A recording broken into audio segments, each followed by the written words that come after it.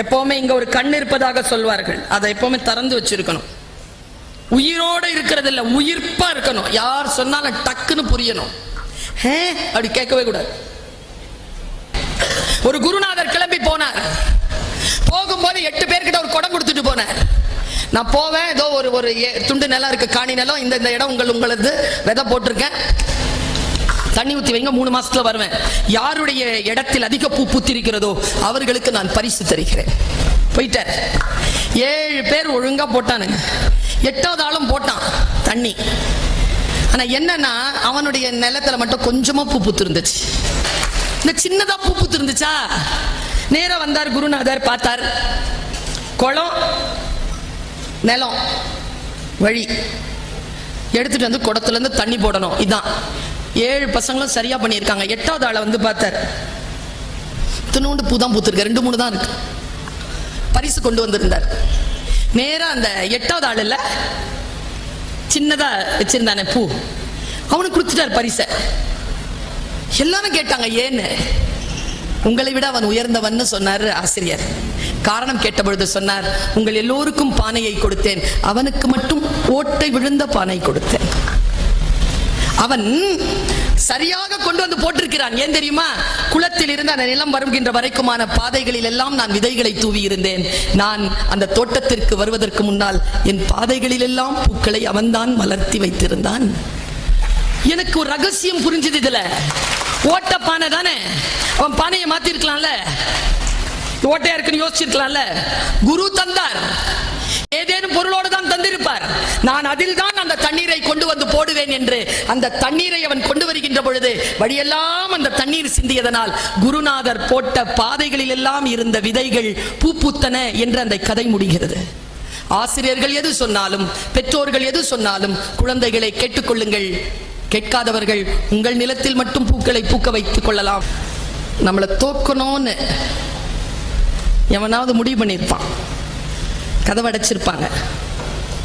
அவங்களுக்கு முன்னால மட்டும் தோத்துறாத, மனசு உடைஞ்சிடாத.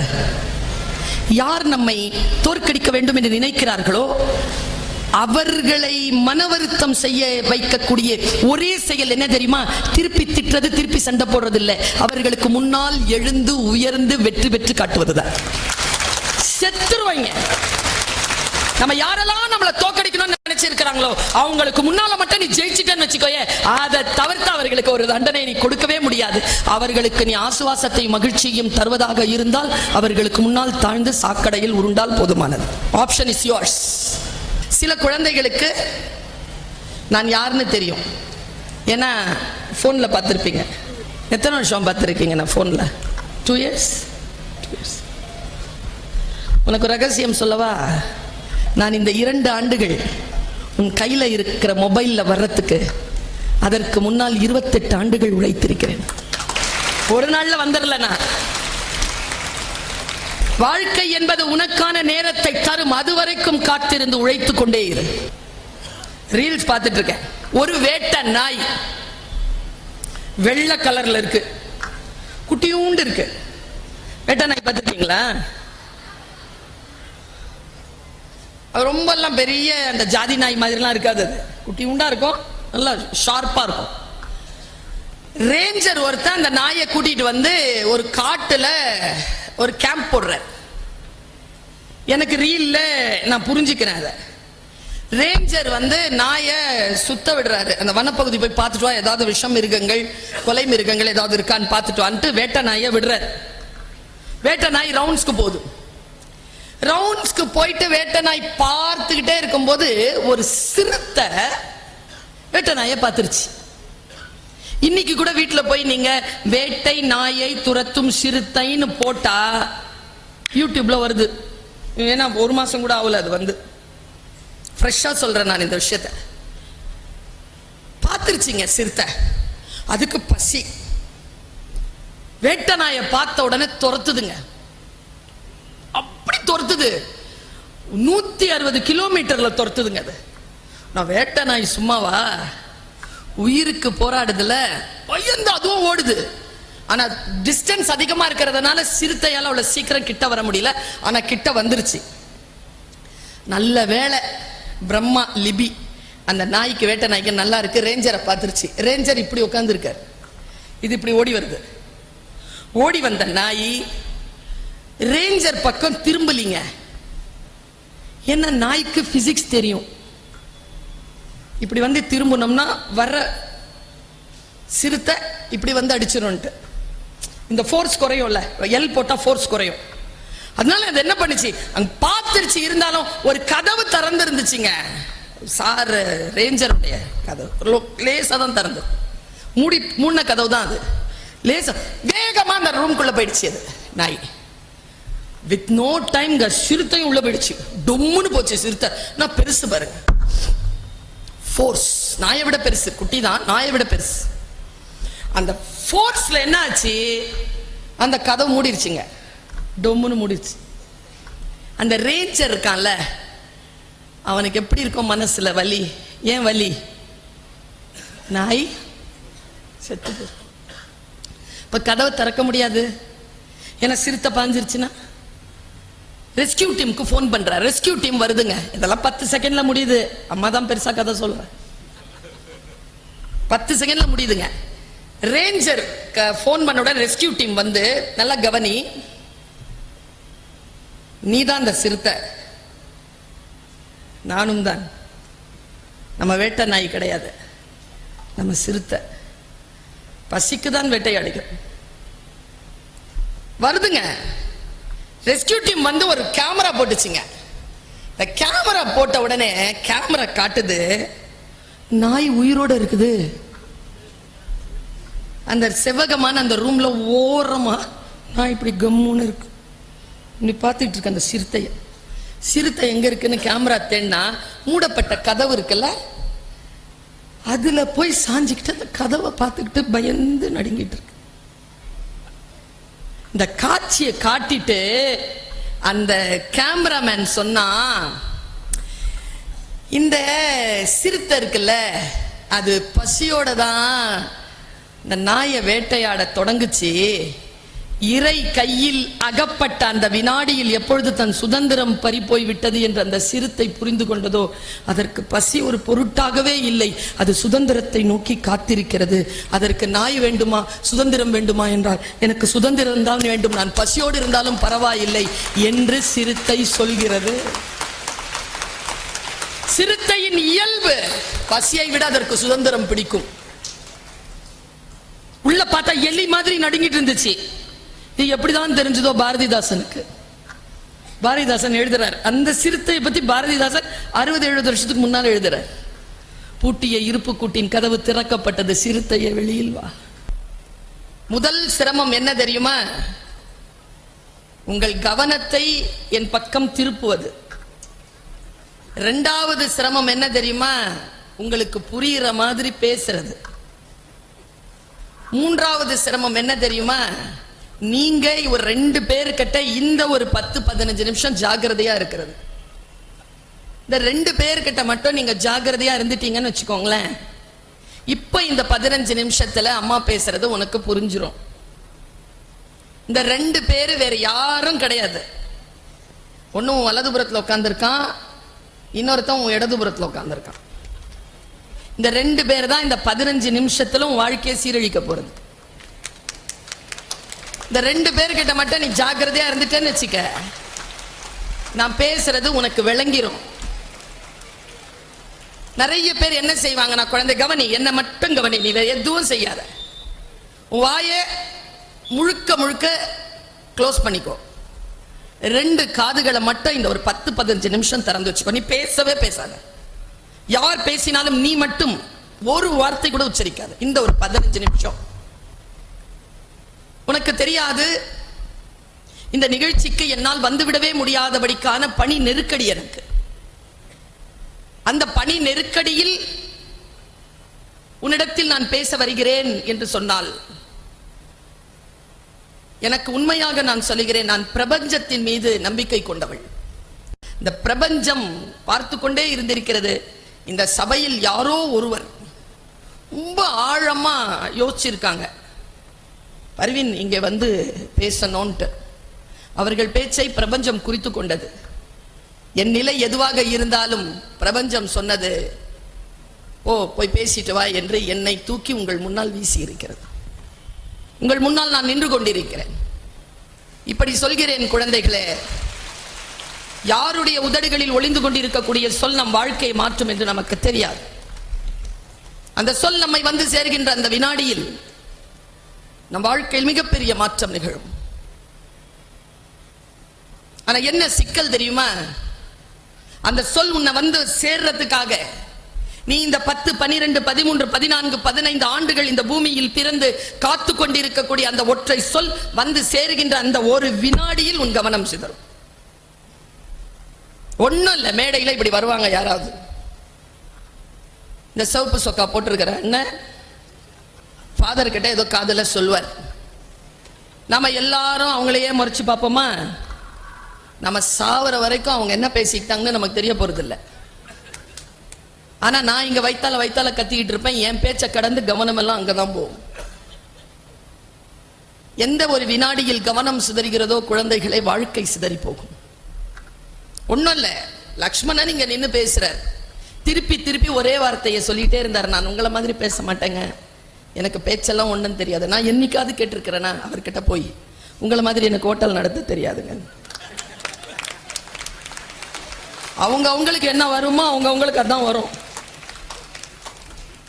உங்களை மாதிரி என்னால பாடம் நடத்த முடியாது, உங்களால என்னால நடக்க முடியாது. மானு தான், மீனு தான். மானு காட்டுல ஓடும், மீன் தண்ணியில நீந்தோம். ஒருபோதும் மான் மீனை பார்த்து கேட்பதே இல்லை, நான் என்னால் நீந்த முடியவில்லையே என்று. மீன் ஒருபோதும் கேட்பதில்லை, என்னால் ஓட முடியவில்லையே என்று. அவரவர்களுக்கு தெரியும். இந்த நிகழ்ச்சிக்கான நோக்கம் என்ன தெரியுமா? நீ யார், எதற்காக இந்த பூமியில் உன்னை இறைவன் படைத்திருக்கிறான், அந்த வேலையை சைன் பண்ணிட்டு போ, அவ்வளவுதான். இந்த வேலையை சைன் பண்ணிட்டு போறது இருக்குல்ல, அது எல்லோருக்கும் வாய்த்து விடாது. நிறைய பேர் தோற்று போகிறோம்.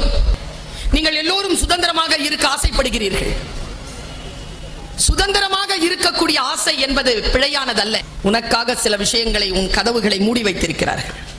செய்யக்கூடாது, இப்படி பேசக்கூடாது, இப்படி செலவு பண்ணக்கூடாது, இதையெல்லாம் தொடக்கூடாது. கதவுகளை பூட்டி வைத்திருக்கிறார்கள்.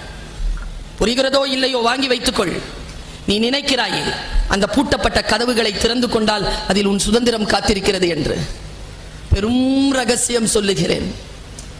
50 வயதை நெருங்குகிறேன் நான்.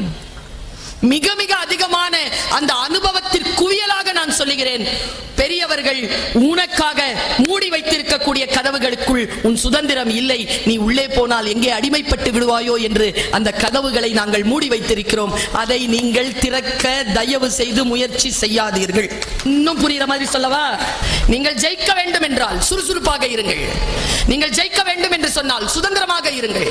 நீங்கள் ஜெயிக்க வேண்டும் என்று சொன்னால் எந்த தவறான குற்ற செயல்களிலும் போய் சிக்கிக் கொள்ளாதீர்கள். சரி, தெரியல, சிக்கிட்ட, அம்மா சொல்லித்தர ஒரே பாட்டு எழுதி வச்சுக்கோ, வீட்டுல போய் சிந்தித்து பார்த்து செய்கையை மாத்து. சிறுசா இருக்கையில் திருத்திக்கோ, தவறு சிறுசா இருக்கையில் திருத்திக்கோ. தெரிஞ்சும் தெரியாம நடந்திருந்தா அது திரும்பவும் வராம பார்த்துக்கோ. மூடப்பட்ட கதவுகள் அடிமைத்தனத்திற்கான வாசல்கள் என்று நான் சொன்னேன். எது சுதந்திரம், எது அடிமைத்தனம்? அடிமைத்தனத்தில் இருந்து நாம் விடுதலை பெற வேண்டும். நான் சுதந்திரமானவள். சுதந்திரம் என்பது செய்ய விரும்புவதை எல்லாம் செய்வது மட்டுமல்ல, செய்ய விரும்பாததை செய்யாமல் இருப்பதும் சுதந்திரம் தான். நான் அதை செய்வதே இல்லை. எனக்கு எது விருப்பம் இல்லையோ அதை நான் செய்வதே இல்லை. கோடி ரூபாய் கொடுத்தாலும் அதை நான் செய்வதே இல்லை. நான் சுதந்திரமானவள். சுதந்திரமாக இருக்கின்ற உணர்வு இருக்கு இல்லையா, அது அதி அற்புதமான உணர்வு. அதை எப்படி பெறுவதுன்னு மட்டும் சொல்லிட்டு நான் போய் உட்கார்ந்துறேன். நான் இந்த போன்ல ரீல்ஸ் பார்த்துட்டு இருந்தேன். அதுல ஒரு முக்கியமான ஒரு காட்சி. என் மகன் என்னிடத்தில் சொன்னான். அவன் கார்ப்பரேட் லாயர், ஃபைனல் இயர் படிக்கிறான். அவன் என்கிட்ட ஒரு விஷயத்த சொன்னான். அம்மா, நல்ல நல்ல விஷயம் நீ பார்க்குற, அது எல்லாத்தையும் மேடையில சொல்ற, நானும் பார்க்குறேன், எனக்கு அதெல்லாம் வரமாட்டேங்குதுமா. நான் என்ன சொன்னேன், நீ எதை ஒரு 20 செகண்ட்க்கு மேல பாப்பியோ அதே தான் உனக்கு திரும்பி திரும்பி வரும். நான் நல்லதை பார்க்கிறேன், எனக்கு திரும்பி திரும்பி நல்லது வருகிறது. நீ வேற எதையோ பார்க்கிறாய், திரும்பி திரும்பி அதை தான் உனக்கு கிடைக்கிறது. நான் என்ன செய்வேன்? Life is yours, choice is yours. நான் உன் மூச்சிற்குள் உட்கார்ந்து கொண்டு உன் மூச்சை நான் கண்ட்ரோல் பண்ணவே முடியாது. குதிரையை கொண்டு தண்ணீர் கிட்ட தான் நிறுத்த முடியுமே தவிர தண்ணியை குடிக்க வேண்டியது குதிரை பொறுப்பு. நான் அதற்காக விழுங்க முடியாது. நான் ரீல்ஸ் பார்த்துட்டு இருக்கிறேன், முக்கியமான ரீல்ஸ். நான் இதை சொல்றேன், எத்தனை பேருக்கு புரியுதுன்னு தெரியல. அத்தனை பேருக்கும் புரிய வேண்டாம், ஒருத்தருக்கு புரிஞ்சா போதும். இந்த காட்டில் எந்த மூங்கில் புல்லாங்குழல். யாருக்கு புரியுதோ அது புல்லாங்குழல். ரீல்ஸ் பார்த்துட்டு இருக்கேன். ஒரு வேட்டை நாய் வெள்ளை கலர்ல இருக்கு, குட்டியூண்டு இருக்கு. வேட்டை நாய் பார்த்துருக்கீங்களா? ரொம்ப எல்லாம் பெரிய அந்த ஜாதி நாய் மாதிரிலாம் இருக்காது. அது குட்டியூண்டா இருக்கும், நல்லா ஷார்ப்பா இருக்கும். ரேஞ்சர் ஒருத்தன் அந்த நாயை கூட்டிட்டு ஒரு காட்டுல ஒரு கேம்ப் போடுற. எனக்கு ரீல்ல நான் புரிஞ்சுக்கிறேன் அதை. ரேஞ்சர் நாயை சுத்த விடுறாரு. அந்த வனப்பகுதி போய் பார்த்துட்டு வா, ஏதாவது விஷம் மிருகங்கள், கொலை மிருகங்கள் ஏதாவது இருக்கான்னு பார்த்துட்டு வான்ட்டு வேட்டை நாயை விடுறாரு. வேட்டை நாய் ரவுண்ட்ஸ்க்கு போகுது. ரவுண்ட்ஸ்க்கு போயிட்டு வேட்டை நாய் பார்த்துக்கிட்டே இருக்கும்போது ஒரு சிறுத்தை வேட்டை நாயை பார்த்துருச்சு. இன்னைக்கு கூட வீட்டுல போய் நீங்க வேட்டை நாயை துரத்தும் சிறுத்தைன்னு போட்டா யூடியூப்ல வருது. ஏன்னா ஒரு மாசம் கூட ஆகல, அது ஃப்ரெஷ்ஷா சொல்றேன் நான் இந்த விஷயத்தை. பார்த்துருச்சிங்க சிறுத்தை. அதுக்கு பசி. வேட்டை நாயை பார்த்த உடனே துரத்துதுங்க. அப்படி துரத்துது, 160 கிலோமீட்டர்ல துரத்துதுங்க. அது நான் வேட்டை நாய் சும்மாவா, உயிருக்கு போராடுதுல, பயந்து அதுவும் ஓடுது. ஆனா டிஸ்டன்ஸ் அதிகமா இருக்கிறதுனால சிறுத்தையால அவ்வளவு சீக்கிரம் கிட்ட வர முடியல. ஆனா கிட்ட வந்துருச்சு. நல்ல வேளை பிரம்மா லிபி அந்த நாய்க்கு, வேட்டை நாய்க்கு நல்லா இருக்கு. ரேஞ்சரை பார்த்துருச்சு. ரேஞ்சர் இப்படி உட்கார்ந்து இருக்காரு, இது இப்படி ஓடி வருது. ஓடி வந்த நாய் ரேஞ்சர் பக்கம் திரும்பலிங்க. என்ன, நாய்க்கு பிசிக்ஸ் தெரியும். இப்படி திரும்பணும்னா வர சிறுத்தை இப்படி அடிச்சிடும். இந்த ஃபோர்ஸ் குறையும்ல, எல் போட்டா ஃபோர்ஸ் குறையும். அதனால அது என்ன பண்ணுச்சு, அங்க பார்த்துருச்சு. இருந்தாலும் ஒரு கதவு திறந்து இருந்துச்சுங்க. சார் ரேஞ்சருடைய கதவு லேசா தான் திறந்து, மூடின கதவு தான் அது. லேசா வேகமா அந்த ரூம்குள்ள போயிடுச்சு அது நாய். வித் நோ டைம் சிறுத்தையும் உள்ள போயிடுச்சு. டொம்முன்னு போச்சு சிறுத்தை. நான் பெருசு பாருங்க, ஃபோர்ஸ் நாயை விட பெருசு. குட்டி தான், நாயை விட பெருசு. அந்த ஃபோர்ஸ்ல என்ன ஆச்சு, அந்த கதவு மூடிடுச்சுங்க. டொம்முன்னு மூடிடுச்சு. அந்த ரேஞ்சர் இருக்கான்ல, அவனுக்கு எப்படி இருக்கும் மனசுல வலி. ஏன் வலி? நாய் செத்து. இப்ப கதவை திறக்க முடியாது, ஏன்னா சிறுத்தை பாஞ்சிருச்சுன்னா. ரெஸ்கியூ டீமுக்கு போன் பண்ற. ரெஸ்கியூ டீம் வருதுங்க. இதெல்லாம் 10 செகண்ட்ல முடியுது. அம்மா தான் பெருசா கதை சொல்ற. 10 செகண்ட்ல முடியுதுங்க. ரேஞ்சர் போன் பண்ண உடனே ரெஸ்கியூ டீம் நல்லா கவனி, நீதான் அந்த சிறுத்தை, நானும் தான். நம்ம வேட்டை நாய் கிடையாது, நம்ம சிறுத்தை. பசிக்கு தான் வேட்டையாடுகிறோம். வருதுங்க. ரெஸ்கியூ டீம் ஒரு கேமரா போட்டுச்சுங்க. இந்த கேமரா போட்ட உடனே கேமரா காட்டுது நாய் உயிரோட இருக்குது. அந்த செவ்வகமான அந்த ரூம்ல ஓரமா நான் இப்படி கம்முன்னு இருக்கு. நீ பார்த்துட்டு இருக்க அந்த சிறுத்தைய. சிறுத்தை எங்க இருக்குன்னு கேமரா தேடினா மூடப்பட்ட கதவு இருக்குல்ல, அதுல போய் சாஞ்சிக்கிட்டு அந்த கதவை பார்த்துக்கிட்டு பயந்து நடுங்கிட்டு இருக்கு. இந்த காட்சியை காட்டிட்டு அந்த கேமராமேன் சொன்னா, இந்த சிறுத்தை இருக்குல்ல, அது பசியோட தான் இந்த நாயை வேட்டையாட தொடங்குச்சு. இறை கையில் அகப்பட்ட அந்த வினாடியில் எப்பொழுது தன் சுதந்திரம் பறிபோய் விட்டது என்று அந்த சிறுத்தை புரிந்து கொண்டதோ, அதற்கு பசி ஒரு பொருட்டாகவே இல்லை. அது சுதந்திரத்தை நோக்கி காத்திருக்கிறது. அதற்கு நாய் வேண்டுமா, சுதந்திரம் வேண்டுமா என்றால், எனக்கு சுதந்திரம் தான் வேண்டும், நான் பசியோடு இருந்தாலும் பரவாயில்லை என்று சிறுத்தை சொல்கிறது. சிறுத்தையின் இயல்பு பசியை விட அதற்கு சுதந்திரம் பிடிக்கும். உள்ள பார்த்தா எலி மாதிரி நடுங்கிட்டு இருந்துச்சு. இது எப்படிதான் தெரிஞ்சதோ பாரதிதாசனுக்கு. பாரதிதாசன் எழுதுறார், அந்த சிறுத்தையை பத்தி பாரதிதாசன் 60-70 வருஷத்துக்கு முன்னால் எழுதுறார். பூட்டிய இருப்பு கூட்டின் கதவு திறக்கப்பட்டது, சிறுத்தையை வெளியில் வா. எலியன உன்னை இகழ்ந்தவர் நடுங்கிட, புலியன செயல் செய்ய புறப்படு. நம்பினை இருளினை விளக்க செம்புட் பறவையே சிறகை விரி எழு பற என்று எழுதுகிறார் பாரதிதாசன். நான் அப்படித்தான் பறந்து கொண்டிருக்கிறேன். நான் சிறுத்தையாகத்தான் சுதந்திர கதவுகளுக்காக காத்திருந்து அதற்குள் என் கல்வி என்கின்ற சுதந்திரத்தை பெற்றுக்கொண்டவள் நான். அதனால் சொல்லுகிறேன் குழந்தைகளே, கல்விதான் சுதந்திரம். பல நேரங்களில் உங்கள் பசி வேட்டை உங்களை அடிமைப்படுத்தலாம். தவறான விஷயங்களுக்கு நோ சொல். ஆசிரியர்கள் சொல்கிறார்களா கேள். நீங்கள் என் வீட்டில் கேட்டு பாருங்கள், என் கணவரிடத்தில், என் குழந்தை இடத்தில், என் தாய் தந்தையரிடத்தில் கேட்டு பாருங்கள், நான் பணி செய்கின்ற என்னுடைய கல்லூரியில் கேட்டு பாருங்கள். நான் கீழ்ப்படிந்த ஒரு மாணவி, கீழ்ப்படிந்த ஒரு பணியாளர், கீழ்ப்படிந்த ஒரு உறவு. நான் எங்க அம்மா அப்படி மேல உட்கார்ந்து இருந்தாங்கன்னா நான் பக்கத்துல நிப்பேன். எங்க அம்மா கீழே உட்கார்ந்து நான் மேல உட்கார மாட்டேன். எங்க அம்மா உட்கார்ந்து இருந்தா அவங்களுக்கு முன்னால நான் கால் நீட்ட மாட்டேன். இன்னைக்கும் இந்த வயசாயிடுச்சு எனக்கு, இன்னைக்கும் அறிவுரை சொல்லுவோம் எங்க அம்மா. என்ன சொல்றாங்க அவங்க? என்ன அறிவுரை சொல்வாங்க? அறிவுரை சொல்வாங்க எங்க அம்மா. கேமரா முன்னால நல்லா இருக்கணும், போட்டோ பிடிச்சுக்கிறோம்ல. அம்மா சொன்னாங்க, ஷூட்டிங் போறியா? இல்லம்மா மீட்டிங் போறேன். கேமரா இருக்குமா? ஆமா. முகத்தை நல்லா பண்ணி வச்சுட்டு போறேன். ஒண்ணு மட்டும் ஞாபகம் வச்சுட்டு போ, செருப்பு போடும்போது சொல்லுது எங்க அம்மா. உன்னை பர்மனண்டா ஒரு கேமரா பார்த்துட்டு இருக்கு, அதுக்கு முன்னால அழகா இரு. அந்த பர்மனன்ட் கேமராக்கு பேர் தான் கடவுள். மறையவே முடியாது அந்த கேமரா விட்டு. நீ நான் உன்னுடைய வகுப்பு தான் 6ஆம் கிளாஸ் 7ஆம் கிளாஸ் படிச்சுட்டு இருக்கிறேன். ஒரு கிறிஸ்டியன் இன்ஸ்டிடியூஷன்ல தான் நான் படித்தேன்.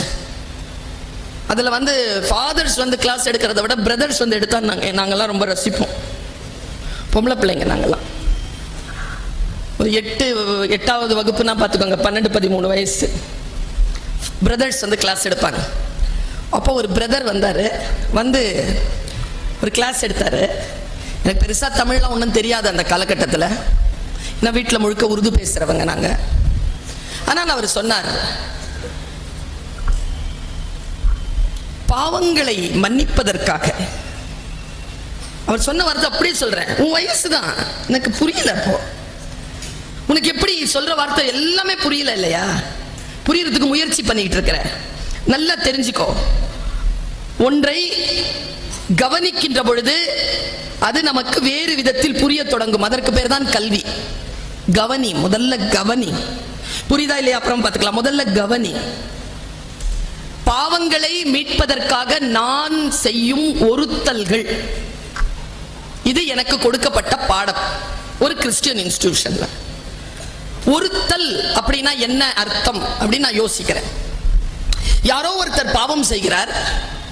அவர் பாவத்தினால் இந்த உலகம் பாதிப்படையாமல் இருக்க வேண்டும் என்றால் நான் ஒருத்தல்களை செய்ய வேண்டும். ஒருத்தல்னா என்னன்னு எனக்கு தெரியல. தமிழ் தான், ஆனா தெரியல. நான் பிறகு இன்னொரு வகுப்பிலே குறள் நடத்துகிறார்கள். அந்த குறள் உட்கார்ந்து கேட்கிறேன். இன்னா செய்தாரை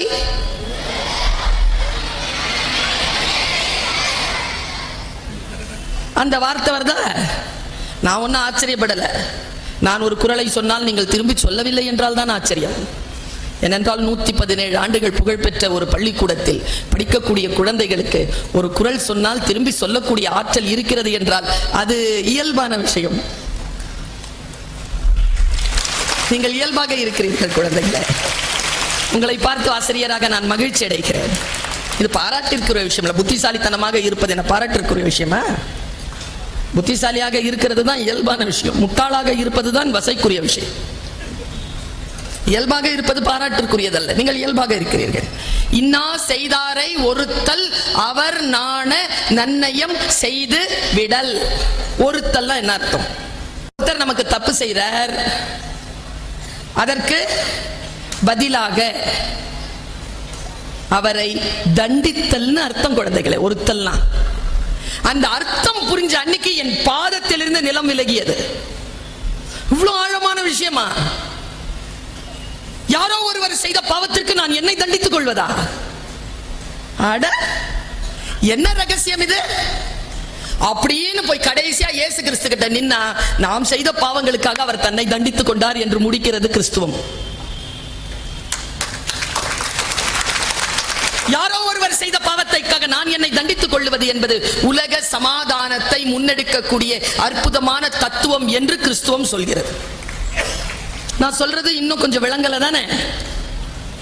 விளங்குற மாதிரி சொல்றேன். இப்ப அண்ணன் ஹோட்டல் நடத்துறாரு. எனக்கு ஒரு 3 வயசு இளமை. நடத்துறாரா? இவர் சாப்பாடு ஏதாவது சமைச்சார்னா அதுக்கு குறை இருந்துச்சுன்னா கிளைண்ட்ஸ் வந்து அவரை விமர்சனம் பண்ணிட்டு போவாங்களா? அவர் அதை திருத்திக்குவார். இப்ப வீட்டுக்கு இவர் போறாரு. வீட்டுக்கு போய் அம்மா சமையல் செஞ்சு கொடுக்கறாங்க. சூடா பிரியாணி வச்சிருக்காங்க.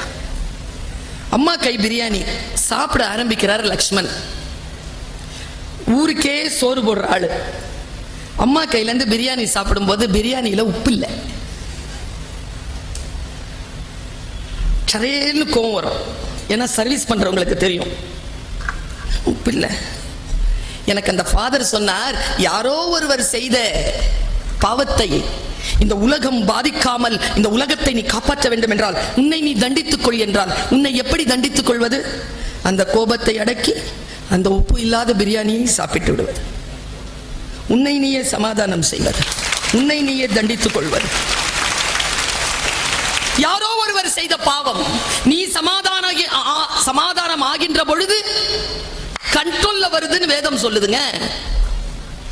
நீ சமாதானமாக இருக்கிறாயா? நீ சமாதானமாவே இல்லையே. உனக்குள் இருக்கக்கூடிய, நான் இந்த விஷயத்துல இந்த மேடையில இதை சொல்லிட்டு போறேன். ஒரு காலகட்டத்தில் நாம வந்து லெட்டர் எழுதுவோம்.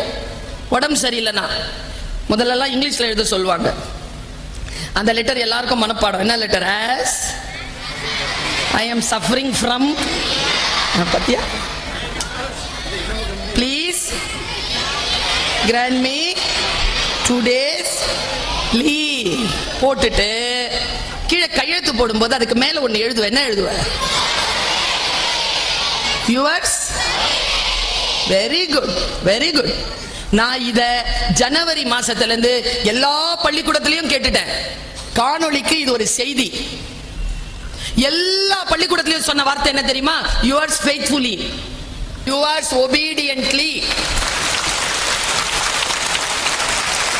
அதுதான் செய்தியே. என்ன தெரியுமா? ஏங்க, என்ன வேணாலும் படிச்சுக்கலாங்க வெளியில போய்.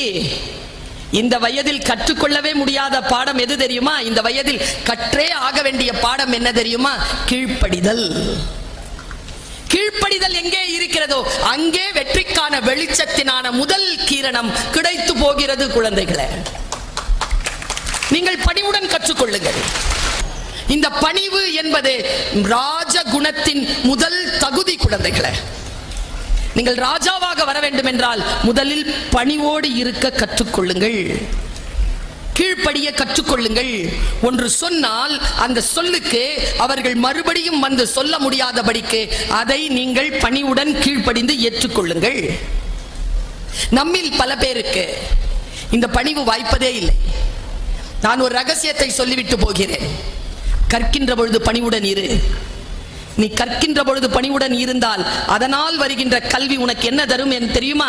அடுத்தவர்களை அதிகாரம் செய்யக்கூடிய அதிகாரத்தை கொண்டு வந்து சேர்க்கும். நீ அதிகாரம் செய்யலாம், பணிவுடன் இருந்தால் அதிகாரம் செய்யலாம் என்பதனை புரிந்து கொள்வதற்காகத்தான் நான் இதை சொன்னேன். பல நேரங்களில் நமக்கு வாழ்க்கை சில ரகசியங்களை சொல்லித் தருகிறது. அந்த ரகசியங்கள் நமக்கு புரிந்து படுகின்ற பொழுது வாழ்க்கையில் உயர்வு என்பது தடுக்கவே முடியாது. நான் பெரியவர்கள் புரிதலுக்காக சொல்கிறேன். சின்ன குழந்தைகளுக்கு நான் சொல்றது புரியாது. புரிஞ்சாலும் அப்புறமா தான் புரியும். ஆசிரியர்களின், பெரியவர்களின், சான்றோர்களின் பேச்சை கேட்கின்றவர்கள் பாதையெல்லாம் பூக்களை மலர்த்தி வைப்பீர்கள். பாதையெல்லாம் பூக்கள் மலரட்டும். சிறகை விரியுங்கள், பறந்து பாருங்கள். சிட்டுக்குருவி போல் தான் இருக்கிறீர்கள். பறந்து பார்த்தால் தான் தெரியும் இதெல்லாம் சிட்டுக்குருவி இல்லை, ராஜாளி என்று. நானும் பறந்து கொண்டிருக்கிறேன். குழந்தைகளே, வாருங்கள், வானம் காத்திருக்கிறது, பறப்போம்.